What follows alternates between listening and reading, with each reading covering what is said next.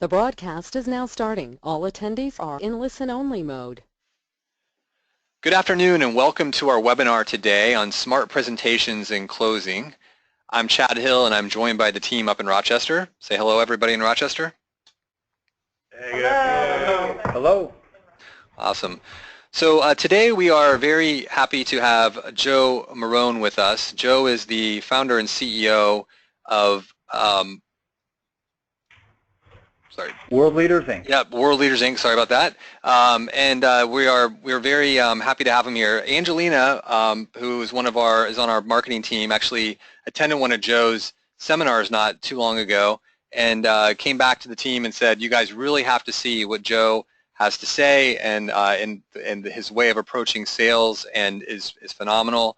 And so Joe and I and Angelina had some meetings and talked about bringing what Joe has to say to our team, and so we are here today to do that. This is one of 4 trainings that he does, and Joe did want to let us know that he's consolidated and condensed this training. This is normally a 1-day full training seminar, which he has packed into a 1-hour session. So I will say that we will today want to hold off on questions till the end. Feel free to ask any questions in the questions window. I'll answer them if I can. Otherwise, we'll hold off until the end. And Joe, please take it away. Sure. I'm very excited to work with this group. We've got a full room here, and it sounds like we've got quite a few folks on the call. Today's focus really is about what does it take to present and close sales. You know, we see many times where an organization or a selling team has many deals close to closure, but sometimes it just doesn't happen. It doesn't happen timely. It doesn't happen quickly enough. So I'll put out a statistic that is very surprising, and that is when you look at the sales reps in the field today in 2016 and 2017, the average score from 0 to 100 in closing skills, that assessment score is about 21% skills right now. So the majority of salespeople in the business today have a very difficult time closing, and they've got roughly 21% of the skills required to present effectively and close. So why don't we advance the slide? Sure. So when you look at this graphic, there's 3 things required to ensure that you've got a very strong closing approach. The first one is very simple, world-class proposals.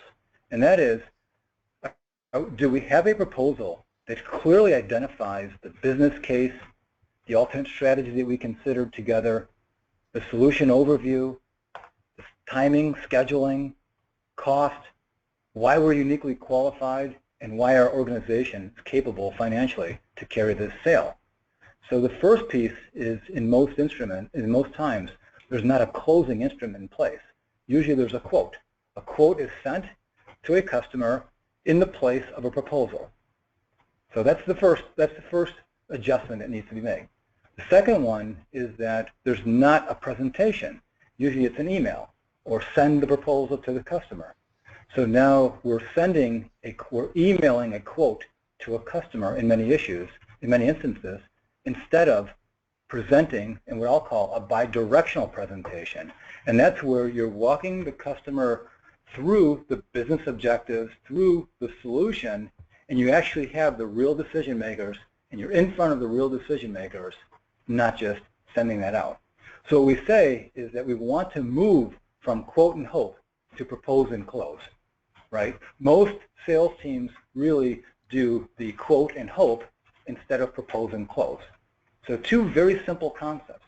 And the third one is what we call a proven closing model. And that is when you research and you look at salespeople, very rarely do they actually ask for the sale.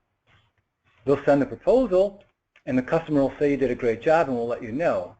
But so many times the salesperson is uncomfortable and doesn't know how to comfortably ask for the sale. So let's advance the slide now. I'll give you an example of how to pull this all together. This is an equation, and as I explain it, I believe that if you internalize this and just use this in every selling cycle going forward, before, during, and after the selling cycle, this will greatly improve your presenting and closing results. So let's play with this. Let's look at this. RV. RV stands for relative value, and that means the value that that customer is going to get at that time in their circumstances specific to their needs. So relative value equals the business return, how it's going to improve their business, plus risk mitigation, how we've reduced risk out of the transaction, contractual risk, obligatory risk, performance risk. Will it really work? Will I actually get on the front page? Those types of risks, and we're selling it at FMP, fair market price. I have a quick question. So when do you use this equation? Sure. That's a great question, Angelina. We use this question, let's say this, early, often, with ease. So let's say in the beginning of a sales cycle when we're talking with a customer, we're simply going to write this on a whiteboard or show this to them and say, listen, the only reason we should be working together is if we can create relative value for your business.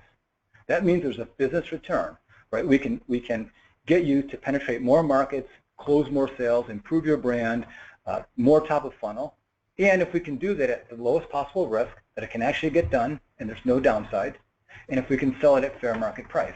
So there's how you start the sale off.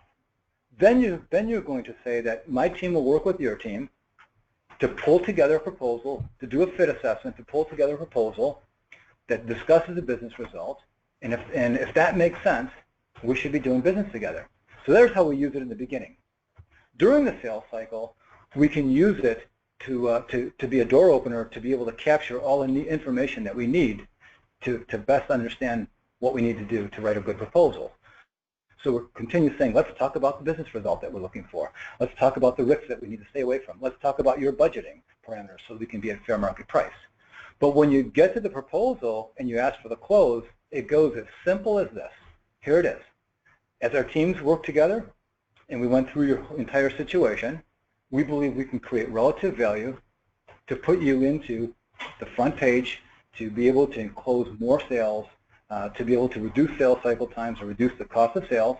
We can do that at a mitigated risk around contractual risk, whatever that risk is, and the price is blank at fair market price. Are you ready to get started? Would you like to get started? If we execute the contract today, we can begin the process on Tuesday the 17th. That simple. So the reality is we have to have a closing instrument. We have to have a bidirectional presentation. And once we have that, we can simply just walk through the relative value equation and actually ask for the sale, right? And that's the whole idea. The majority of the time, there's a quote sent, and on that quote is only price, right? In most instances, it's a vague description of what you're going to do, and it's a price. So the only thing to negotiate is price.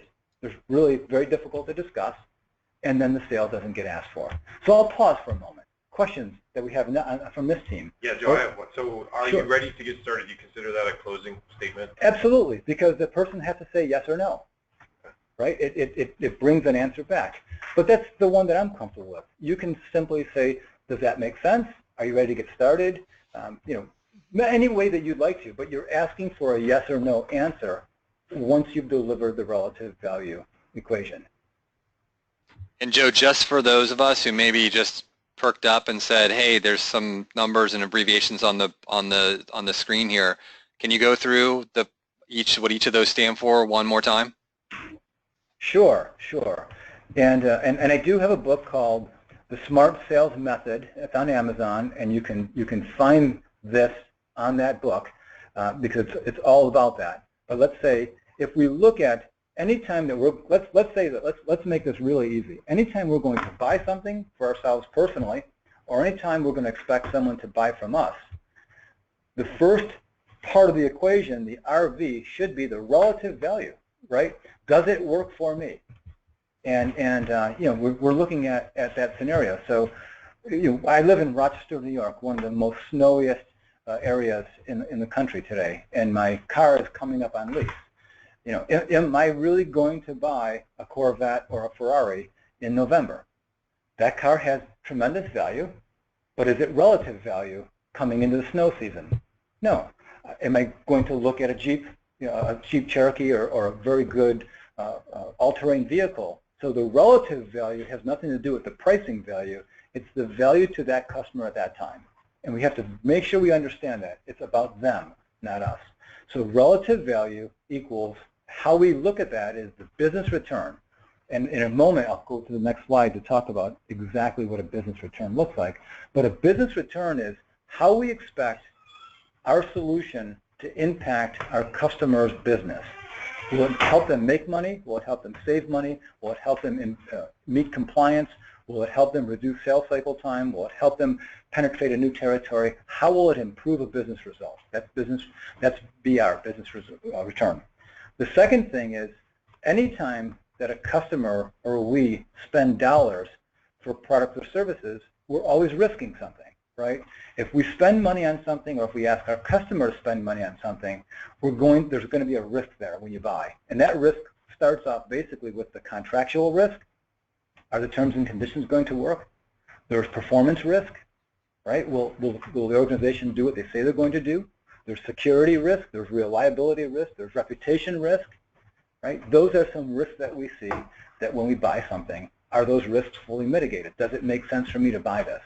And the last piece is, we should always buy and always sell on FMP, fair market price.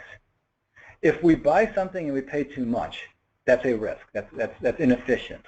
But it's disastrous if we pay too little. Think about that. We're always thinking about lowering our price. We're always thinking about doing something around price. But if we buy something or if we sell something at too low of a price, in most instances, we're going to induce risk. It's going to be difficult to be supported. There's going to be something outside of fair market price. And it's our job to educate the buyer on why it's important for them to buy at fair market price. Does that make sense, Chad? That's great. Sure. Angelina, your thoughts? When I'm thinking about relative value, I'm thinking a lot about like our seasonal businesses. You know, sometimes I hear the objection of, well, I don't want to invest right now because I am a seasonal business. Like you think about, you know, construction and, you know, traffic going down towards the winter time, especially in Rochester. And, you know, so being able to overcome those objections and making sense of it rather than just like pushing something onto them because, you know, you have a quota to meet or something like that. You know, this makes great sense. Sure. Let's have fun with that example. Let's try this. Let's say let's say there is a seasonal buyer, as you're saying, it's a trucking company and their season is up and down. Okay, they're thinking about using the services to improve a business result, right? Mm-hmm. But if they don't do that, and their competitors do, have they opened up a risk? Right? So you look at business return, risk mitigation. If they're not represented effectively, right, on the web today, and their competitors are, and the customer's planning for next year, then they've missed an opportunity. So you can say, okay, it's not your high season, but if you're not present, and your competitors are, and they're running specials or doing something effective, now you've created a risk. And that's an idea of where we're actually helping the customer think through a business equation. Does that make sense? Absolutely. Cool. I just want to say, I'm looking at the team here at HubShout, and this is a really good-looking team. These guys look like they know what they're doing. It's just exactly what you would imagine in an SEO pay-per-click organization. They look the part. Thanks.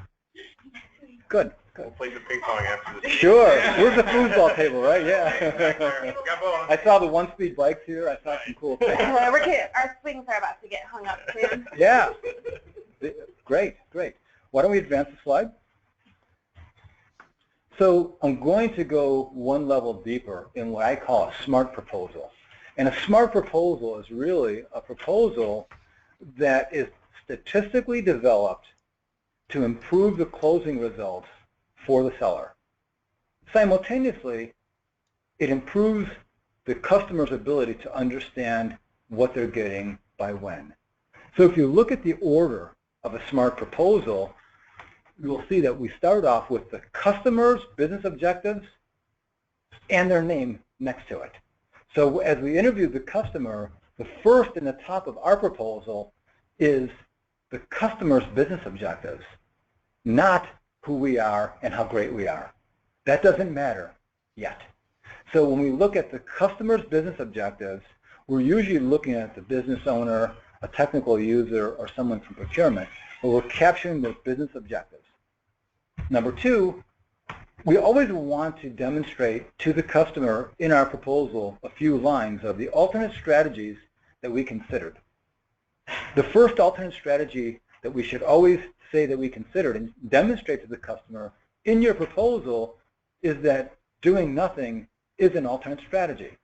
That we ask the customer, why do they need to do this now? And what are the ramifications of waiting? And the answer that they gave us, we record under alternate strategies. So we're able to basically inoculate against a stall and show the customer that when we learn from them, they need to do something now. The next alternate strategy is that they can do it internally themselves. Right? Everyone in the beginning thinks that they're an expert at this thing. I tried it. Didn't go too well. So when you look at their internal team doing it, so if we were to ask the customer during our pre-proposal or our smart fit assessment, if we were to ask them, why can't your internal team do this? What's missing there? They'll explain to you that they don't have the capabilities, we're not getting ranked high enough, we're not getting enough exposure, we're not getting whatever the measurables are, we're not getting conversions. So you can list that as an alternate strategy, that they already inoculated the idea or they already decided they're not going to do it internally. And the third alternate strategy is a competitive provider. Who else are you looking at and what are you seeing as positives or negatives? So if you think about this, on the first half of the first page, we start off a proposal with the business objectives of what the customer wants, the alternate strategies that we learn together with them, and then we go into the solution overview and we're able to create a graphic. And in that simple graphic, and it might be your dashboard because you have a very cool dashboard there, but in there you might discuss the functionality that the customer gets, the usability, the reliability, scalability, and the intended results. So it really gives you how the customer will utilize and work with us. That's functionality, usability, reliability, And scalability. Can we scale this and can we do it other places? That may not be as applicable in this instance, but it's really how does your end customer work with you to ensure that they're doing this and making, what did we say, daily adjustments? Yeah. Sure, daily adjustments. How do they do that daily? That's a piece of it that they need to know. Okay, so that's the first page. The second page, we're going to give them what I call a work breakdown structure, a simple table file, right, with days and months and weeks and schedules, deliverables, and acceptance criteria, so they can actually see what they're getting and why. So many times, someone on the buying side will say, I'm not really clear what I'm getting from you and how it's different and how I can compare it. So we just going to give them a schedule of what they're going to get. The pricing is next. It's in the middle of the second page. And if we're going to give discounts, let's give the list price, what we've discounted to, and the terms for that discount. And that might be that this price is contingent upon signing up in October 31st. So we're going to give a 3 or 4% discount based on some instances, but we give that piece. And then the last piece is what we call uniquely qualified. And this is the most important and overlooked component of a proposal. So let's go down it. There's bullet points that we'll use. Uniquely qualified, the first thing we want to describe in uniquely qualified is any measurable way that we consider our product or services superior. Some measurability, some quote about product or services superiority. Number two is how we're going to customize it to their particular campaign, their particular need, and give the results. So product superiority, customization to need. The third thing is meeting a timeline, how we're going to work within a compressed timeline, so as Angelina's example, so that it can be ready for the fall or the spring campaign. So we can describe our ability to meet their timeline. Number four is industry alignment, how we're specialists in working within their industry. And those are enough for now. Those are the pieces that would go under uniquely qualified. Then when we describe the last thing is the corporate overview. This is the most fun part. It's at the end and it's at the bottom of the second page. I like to print these off on double-sided. And we're simply saying to the customer why we're qualified to execute this project. So I tend to say we give them the C of knowledge. C like an ocean, S-E-A. C stands for we describe our skills, S, our experience, the number of years we've been doing it, E, and our accomplishments, the logos of work that we've done. So we can easily say we are qualified for this piece of business because of these skills that we have applied to the project. They've been doing it for this number of years, and here's the accomplishments that they've made. That is absolutely a closing instrument.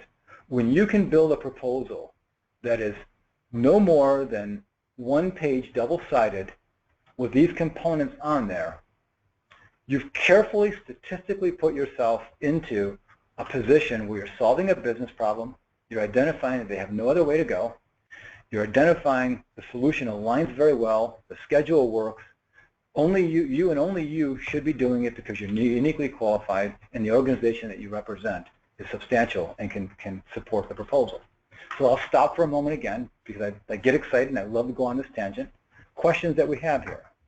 Joe, do you use 4-point font on that proposal? No, Arial 10, Arial 11, and the whole idea is to keep it short and simple. Mark Twain said something. He said, if I had more time, I could have made it shorter in all of his writing. Embrace constraints. So, absolutely. So the whole idea, we really want to take the Twitter approach, right? Let's say this, if we can't present this in 4 to 6 minutes, we're going to lose it. So we want it that tight. Joe, I have one too. So on alternative strategies, the second one there, you said write down, recognize that doing nothing is an alternative and doing it internally, and then you said competitors. So you actually recommend listing competitors on this two-pager? I do, and I'll explain this. Let's think about what are the biggest barriers to closing a sale. So number one, 40% of deals never close because the customer doesn't do anything. So the first alternate strategy is doing nothing. If we've got the answer, when we ask the customer, what is the business objective and why do you need to do it now and what are the ramifications of waiting? That's a question that we ask. When we capture that answer, let's not just tuck it away. Let's put that into the alternate strategies and remind them that they can't do nothing. Because that creates that 40%, that reduces that 40% stall factor. The second thing is there's always an internal competitor, right? Everyone has someone on their staff that would like to try to learn how to do this, right? I tried this. My son is an RIT marketing intern at RIT, and I tried to have him do our Google ads, our pay-per-clicks this summer. Didn't work out too well, right? Good kid, not ready yet. Not ready for the big game. So when you look at the internal competitor, we always want to get from the customer why that isn't working. And the last thing is customers will elongate sales cycles from 3, 6, 9, 12, 18 months looking at things and trying to decide things.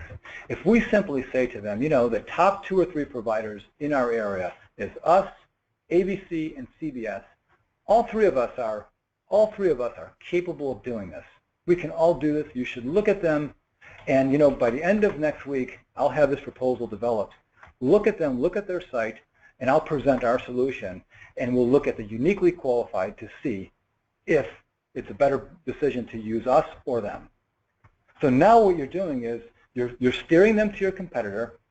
You're doing that effectively, but you're creating a time box window cycle for them so you know how to go through that and you don't elongate on. And now you've got the opportunity to describe why you're uniquely qualified. But let me explain one principle. And I'm going to say this 3 times to ensure that we really understand this. Ready? People buy from who they perceive as the thought leader.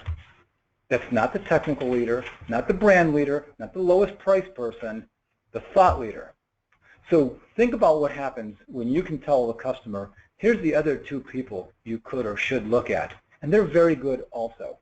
And then we'll get together and we'll look at where the relative value is and who most aligns best to you.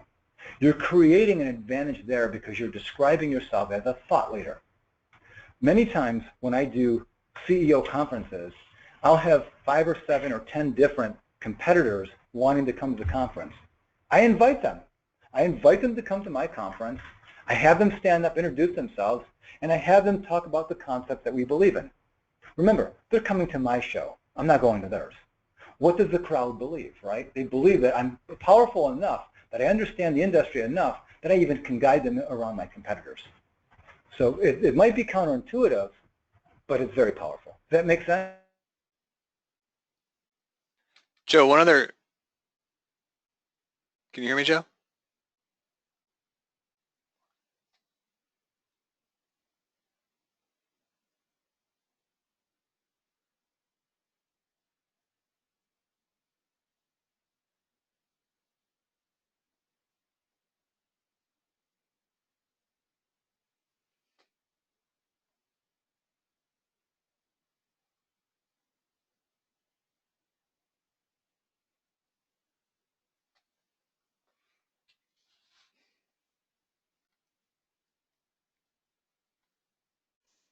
Here. Let's Hey go. guys, I'm back. Do you need me to go to the next slide here? Sorry about that. Yeah, okay. We can advance a few because I want to then talk about. Let's advance past this slide. One more. Let's get right into presentations because I think that's what I've done is described the components of a proposal in these slides. Let's advance up to slide number 13. Okay, so now we have a proposal constructed and we have a choice. We can hit send, right? And as soon as we hit send, that proposal is gone and we've lost control of the sales cycle. They're going to do what they're going to do. Or we can give the customer a call or meet with them and simply say, hey, listen, this is a proposal. There were many different ways we looked at this. I'd like to review this in draft format with you first and have a dialogue about it to see if we've missed on anything, to ensure that we've got the right scope, schedule, cost embedded in here, and can we get the decision makers back into a call or into a face-to-face. The most important thing that's being missed today is that in almost greater than 90% of the time, the salesperson is not connected to the final decision maker. And they're sending that final decision maker a quote. And that's why you see sales are in the sub 10% close rates. So what we want to be able to do is ask to present this proposal to the folks making a decision. So what we're saying here is we believe we have a relative value case here that can improve your business results. We'd love to have a dialogue about that. And we can say to them, we can do it face-to-face or even as little as a 15-minute block in a conference call. But let's have what we'll call a bi-directional conversation, a two-way dialogue as opposed to a monologue. Let's have a dialogue, not a monologue. So when we get that and we have those decision makers face-to-face or on the phone, the three components here are the order that we want to take it in. So the first thing is we want to be more concerned about the audience than we are about ourselves. We're always going to get nervous. Everything is going to go wrong. The plane is going to be late. The call will drop. The internet will go out. It happens in any major presentation. There's going to be something for sure, I promise you, that won't be perfect. If you're focusing in on yourself, you're going to find it and it's going to take you off your game. If your focus is on the audience all the time, so the first thing of what we'll say the ABCs of presenting, the ABCs of presenting is stay solely focused on the audience. A. B is it's entirely about the business case, right? So no need to talk about how great your company is. No need to talk about how many logos you have. No need to begin talking about the weather, the debate that happened last night or the night before, or any of those things. We can simply get right to the chase. And again, this is whether or not we're in a conference call, standing face-to-face in an auditorium presenting to a large organization. We can just simply stand up and say, hey, look, let's begin to talk about the relative value here in the business case. And we start opening up by saying, I believe that as our teams work together, we have a case of relative value, which means We see if there's a good business return for this organization. In the proposal, we'll show you how we've mitigated the risk associated with this not working, contractual risk and that. And our pricing, we know, is fair market. So the first thing is the audience. I want you to write down one note, and that is, in presenting, everyone counts or no one counts.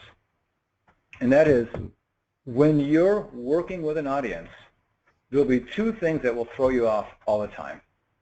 The first thing will be is that someone will be very, very vocal, and in most instances, they're not a real decision maker. So you'll be spending a lot of time presenting to a person that really isn't the one that's in charge of making the decision.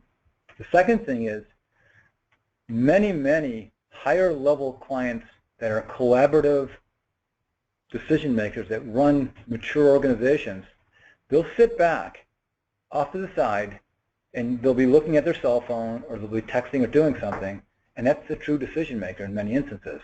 What they want to see is how you collaborate with their team without their input.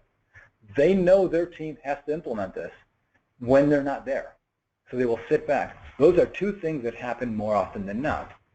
Rather than trying to figure that out, if you just simply say to yourself, everyone counts or no one counts. So as you're going through something and you're saying, hey, look at when we met with Chad, we met with Angelina, and we met with Sam, we learned these three things about the business. Chad, did I get your case right? Angelina, do you have thoughts? Have I captured this correctly? And Sam, are we correct here? Now you're engaging them and you're getting them to wade in. So the whole thing is everyone counts or no one counts. The second piece is be your best you. So many times I've seen just regular people stand up and have a whole different voice, put on a three-piece suit or a double-breasted suit, and step out of their congruity and not look and sound like how they normally sound. And all that does is create resistance from the customer. They feel like they're being sold to. So present in your normal voice, present how you always talk to them, but the way that you're most comfortable. Does that make sense? Questions before I move on? I mean, you listed some things that could possibly go wrong when we just experienced it, but again, you Sure. went right on continuing to focus on the audience and making sure that everybody was included, so that was a great It's part of the game. There's what could go wrong will go wrong, and the bigger the deal, the more it's going to go wrong, and the more it affects you, the less you're going to be capable. I remember I was involved in a $250 million deal at Ford Motor Company to do a tremendously incredible IT outsourcing deal, and I had to present the solution. And it was during the summer, and I had a pair of khaki pants on, and I was drinking a cup of coffee, and I stood up and went to button my coat, and my suit coat hit the coffee cup, and it spilled all over my lap. And I had to walk on stage in front of Ford, the investment community, everywhere, with my crotch wet. And and what can I do, right? I have, right? So I had to say, let's stay with the ABCs. It's about the audience, it's about their business, and I just had to go on. What can you do? So the reality is, you don't depend on that. You have to depend on things going wrong. Show up early, build it around there, but things are going to go. If you look at this last thing where I say competency, competency is when you know that you've done the research on the customer, you know the need, and you know your solution, and you're clear, you're clear, and you're confident that you know what you're talking about, and you're just calmly going through it. So there's a piece, or there's an overview of what good presentation skills are. Why don't we advance to the next slide? And right now we're at about 3:35. I want to make sure that we leave 15 minutes, enough time for questions and answers. So we'll try to work through this. Let's talk about closing. Again, closing is a scenario where, really, let's say this. There's two likely scenarios to happen when you're closing. Scenario one, the one that we always love to have happen, and that is we've got the right decision makers in the room, our solution is spot on, we've got someone that has authority, and he or she feels very certain, and they actually demonstrate their authority by saying, okay, get the PO over to me by this afternoon, we'll execute it and get your guys on site on Monday. Make sense? Okay, now get out of here. You know, that, have we always felt that kind of a powerful person making a decision? We've seen that level of person. That means we've gotten in front of someone that has the ability to get the deal done internally in his organization or her organization. It means that we've aligned the solution very well and we've chosen the right solution. That could happen many times, and we should be prepared to do that. And when they say that, the only thing we have to do is say thank you, extend our hand, and shake hands, and begin talking about implementation. Stop talking about the deal, right? Second scenario, and doesn't mean it's any more likely, and it's not bad, is that we get some resistance. We get some questions. We get some pushback. We have some things happen. Here's the most common scenario where we get fooled in a closing scenario, and it goes like this. We present, we do a very nice job, and someone that's representing the group will simply say something like, Angelina, you did a great job here. This looks very good. We're going to sit and consider this, and we'll get back to you in 120 days. We've all been there, right? You're expecting to get a close then, and you get what we call a put-off, right? So you didn't even get a chance to ask for the sale, right? You got inoculated before you can ask for the sale. Remember, I talk about statistics. One statistical understanding is that the average salesperson has 0% skills in managing a put-off. Virtually most salespeople, when they hear that, they'll say, okay, when should I contact you? And even though they're dying, they don't ask back.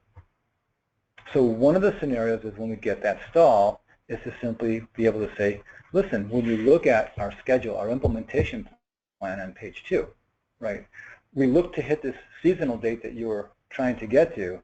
Based on that, we're allocating resources and we're aligning the solution based on a PO today or by Wednesday. Can that happen? Right? So continue to go back in for the sale. Now, some of us might simply think that that's creating resistance or doing something wrong for the customer. Well, let's think about it from a more reality way. So many of our customers have so many things to do, and so many of them are poor time managers that they're actually unable to focus in on what's important and urgent. And many times they're working on other things, squeaky wheels, things that are not as important or urgent. So as soon as you simply say, hey, look it, when we talked about getting this in before the holiday season so you can have a better year, you know, we planned our schedule to an October 1st implementation date so that you can start seeing more sales before Black Friday. So the reality is our schedule of implementation was built around this concept of starting on Monday. Has your priorities changed? Right? Has your priorities changed? In most instances, they will say, no, they haven't changed. And then you'll simply say, how close can we get to Monday for you making a decision? It's just another way to ask for the sale. And that's important. So think about the intel when you have a good closing instrument, when you talked about the business objectives, then you went into the alternate strategies, and one of them is doing nothing, the other one is doing it internally, another one is doing it somewhere else. But when they get lost in the weeds, you're able to use that proposal and the scheduling to bring them back to the way we can help them the most. So this is, I say this is closing for the customer, not on the customer, right? So many things, right? We know there's a Gartner statistic that 73% of projects are over time and over budget. And the average overture is close to 130%. Most of that is allocated to improper starting of a project, wrong business objectives, poor timing, and those kinds of things. So the reality is we want to help the customer. A nice way to give a good closing is that when the customer is looking for more time, you can say something very simple as, listen, projects always take more time than both of us imagined they would. Why don't we put the wind to our back and not to our face? If we feel like we've got some extra time, let's get started earlier so that we've built some time, some buffer, in case we have some difficult times. Some difficult times with your search phrases, some difficult times working with your teams, whatever those times are. Let's do this sooner than later. Does that make sense? Sure. So when you think about what we're saying here is that if we start off with the relative value statement to say, we're getting together, we're talking about this initiative to improve a business result, we want to do it at the lowest possible risk to you, and we want to do it at fair market price. And then as we're going through the sales cycle, when we ask for the close, we simply say, listen, I believe we have a decisionable document here. I believe we can show relative value. Let's talk through it and see if this works. And we're dialoguing with the customer. Make sense? Sure. So thoughts on that? We'd love to hear from this team first. So Joe, this is a, I mean, I take it, obviously this is an equation, right? So in our business, one of the things that's always hard is there's, you're especially on the SEO side, maybe pay-per-click's a little bit less so, but you're always taking, SEO is all about long-term results. We typically say, you know, you need to expect 9 months in order to really see the results. So do you, obviously that's a risk that someone has to take on. So does that mean that the business returns have to be extraordinary? Does it mean you just have to be creative about how you manage that risk through other ways? I think that's one. I don't know if anybody else out there has, but that's one question I have when you're looking at this formula. That's a wonderful question, and I want to address it squarely.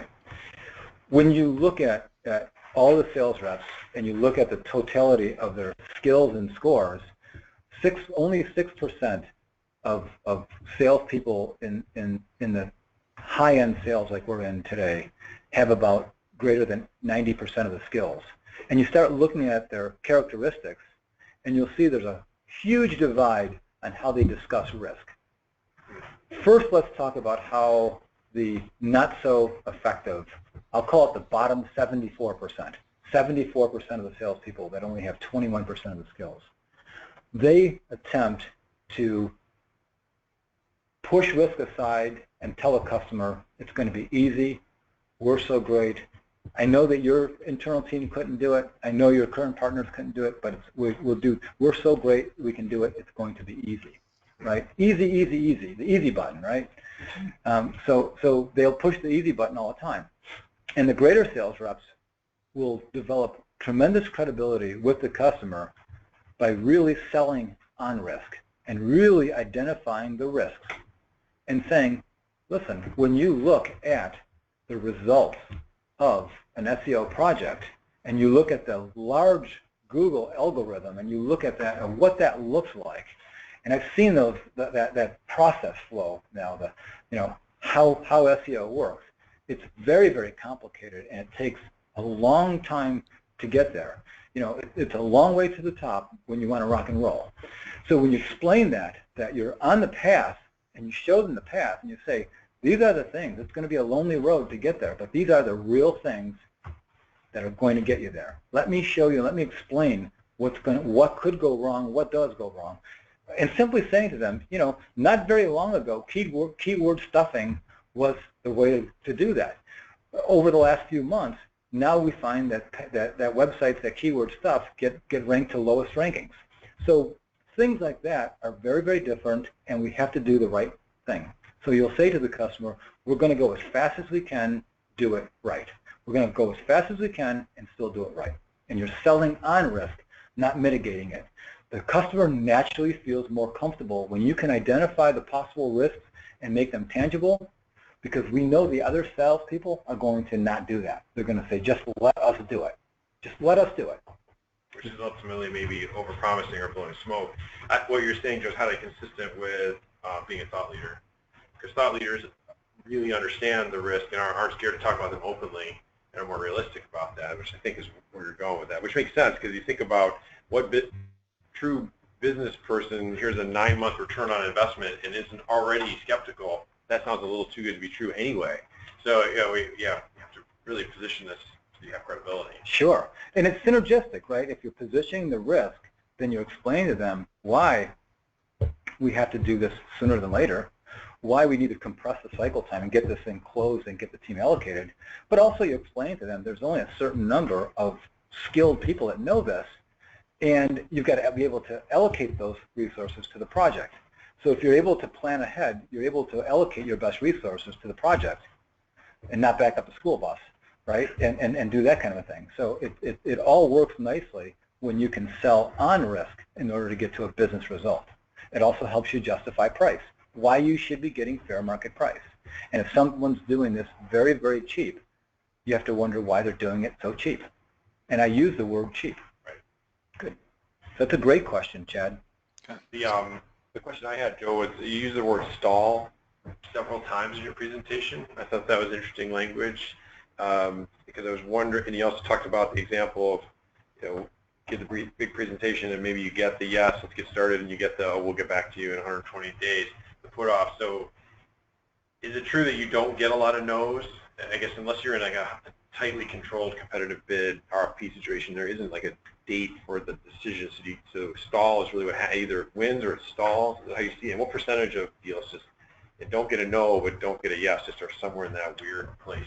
Sure, and there's a strong paragraph in the book that really talks about that. But if you really look at this, 40% of transactions never get they never get closed out, and they never get closed. They just stall because there's three things happening. One is the salesperson isn't working with the real decision makers. Number two, and therefore the business case isn't understood and clear.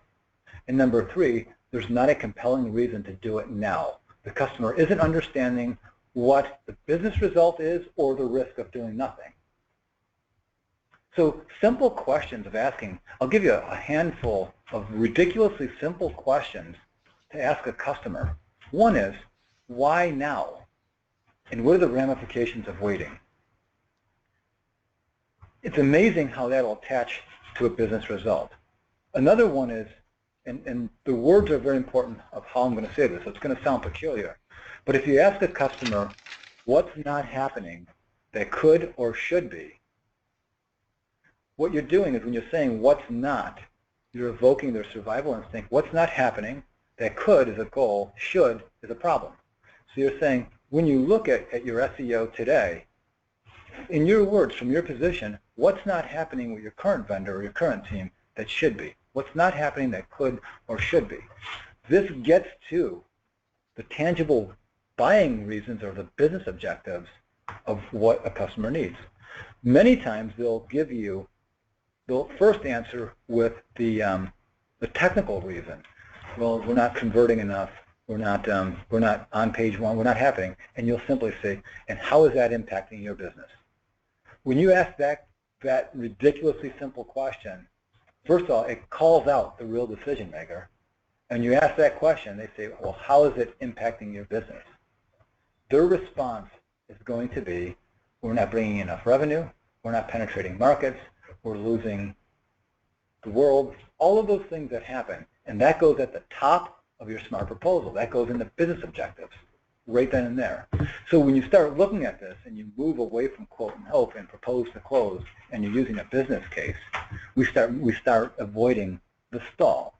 So as we said, we call them orphan proposals, where there's no business case, there's no people on the customer side, no decision makers attached to it, and there's no urgency. And that's 40% of the time.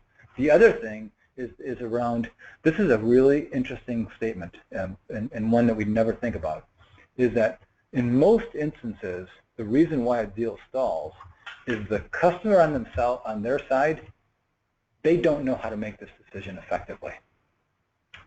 We assume that the customer knows how to make that decision, and they don't.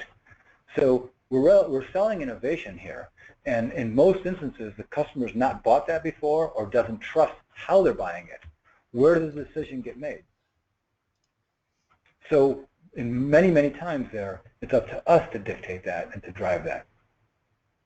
We can simply say, hey, look, when we're working with an organization like yours looking to improve sales results through SEO and pay-per-click, in most instances we want to have the VP of sales and marketing in place because it's around product positioning and sales strategy.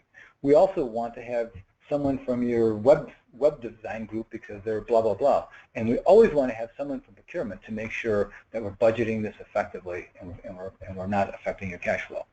So you're actually telling them who should be part of the buying process instead of asking. And that's what we call Era 3 consultative selling. That's the highest level selling where we can actually state an end state, state a benchmark of when we work with organizations like yours, you should have these things happening. Is it happening today? And then asking, when we work on problems like this, here's usually the folks that we're working with.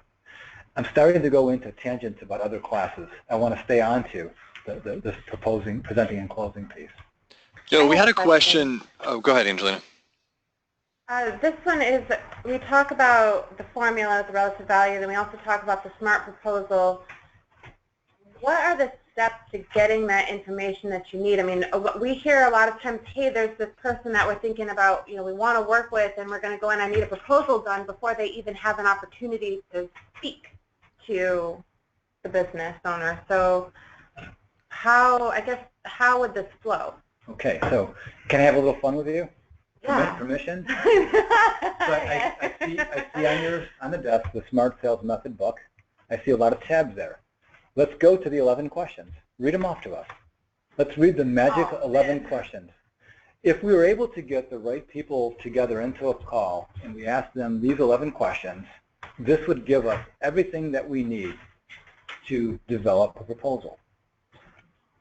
This thing is like torn apart. It's hard for me to find. Yeah, I'm going to take this is going on my LinkedIn profile with this picture of you abusing it so much. This is what we want to see a book look like. Hold on one second, please.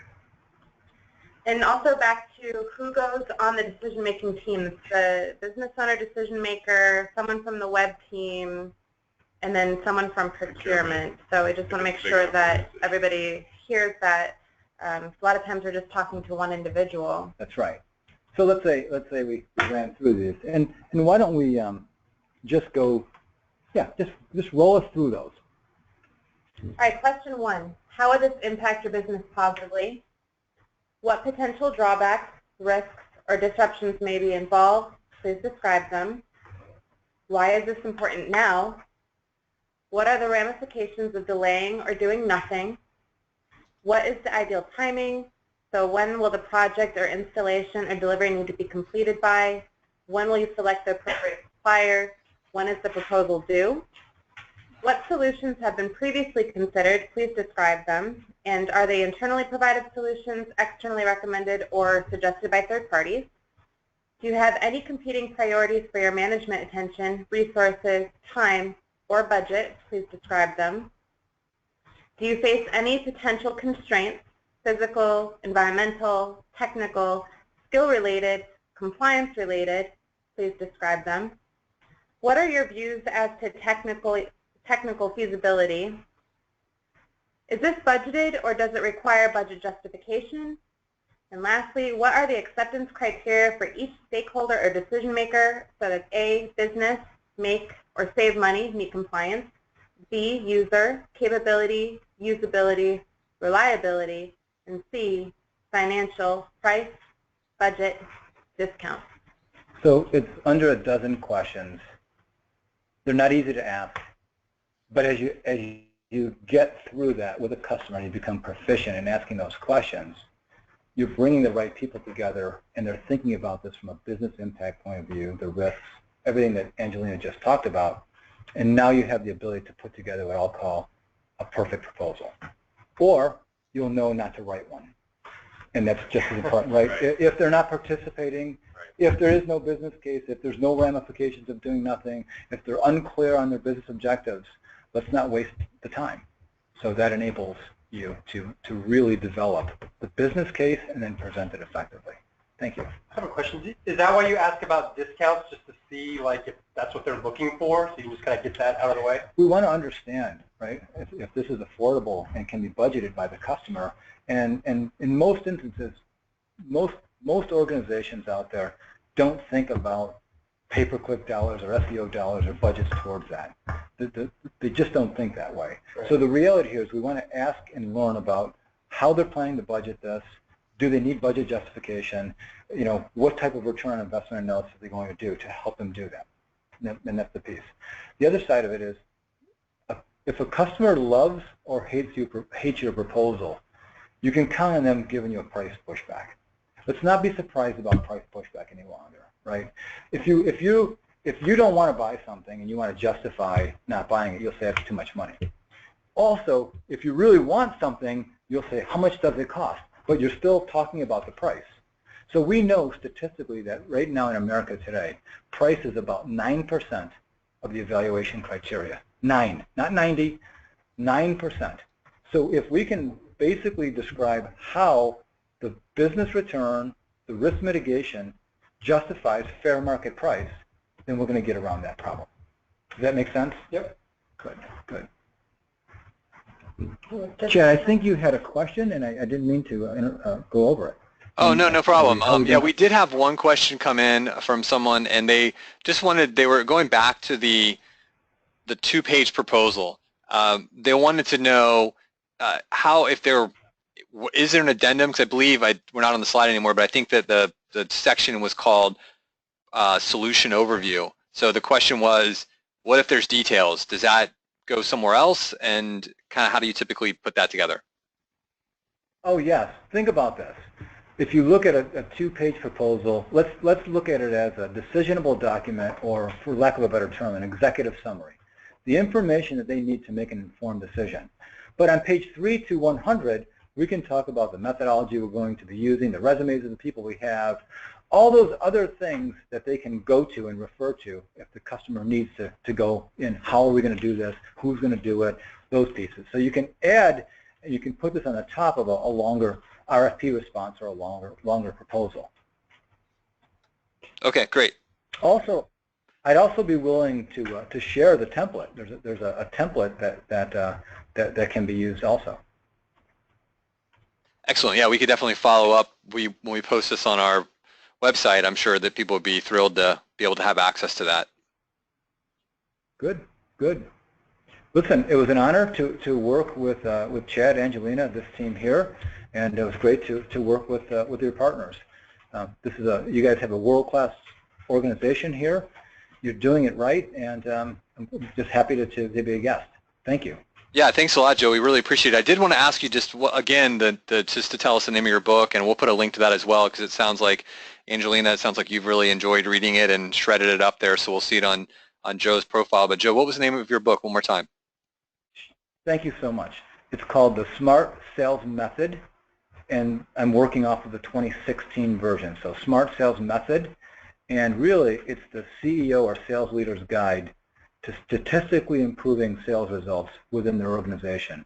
And it really talks about how to prospect better, how to develop better business cases, and how to close more effectively in what we call the complex sale, where there's multiple people on the buying side, multiple people on the solutioning side, and the sales rep has this daunting task of trying to pull out all that together and make a living.